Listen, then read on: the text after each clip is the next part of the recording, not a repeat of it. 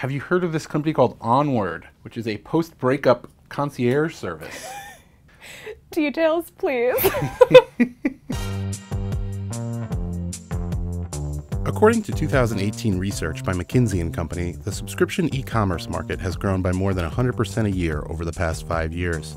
It seems that Americans feel the need to order everything to their home instead of making a trip to the physical retail store. Do you have any online subscriptions personally? Yeah, I actually just signed up for Billy, which is a women's razor company. So I don't really do anything physical subscription-wise. I mean, I have Netflix. I started with HelloFresh and that went on for a while, and then I kind of got bored of the recipes, so I switched and now I'm doing Sunbasket. I don't have any. My girlfriend has Harry's razor / flamingo, I guess.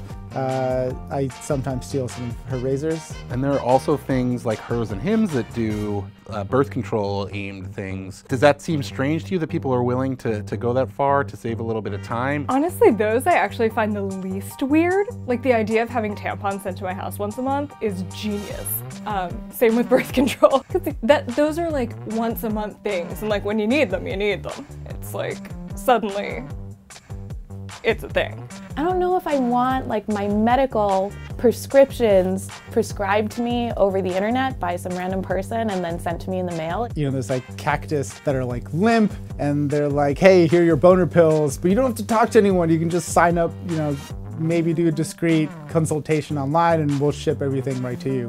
Why do you think these services are so popular right now? Because people are lazy. Asking Walgreens or CVS attendant to like unlock the box so you can buy razors, like that's annoying. You might as well just get it delivered to your doorstep, open it up, shave your beard or head or whatever the case may be, legs, pits. You know, the whole idea that you can sit on your couch and order whatever you need and have it just show up at your door. Toe hair, ear follicles. It's appealing to people. And I think there's a younger generation that's just used to doing activities online, and it all just becomes ingrained in your thinking that this is how we do things. And a lot of the advertising is sort of framed in a way that's like, oh, you're too busy.